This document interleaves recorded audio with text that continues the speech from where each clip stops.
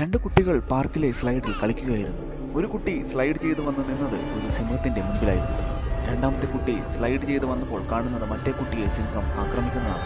ആ കുട്ടി ഉടനെ തിരികെ കയറാൻ നോക്കുന്നു. പക്ഷേ അവളുടെ കാലുകൾ തെന്നിപ്പോകുന്നു. അവൾ താഴേക്ക് വീഴുന്നു.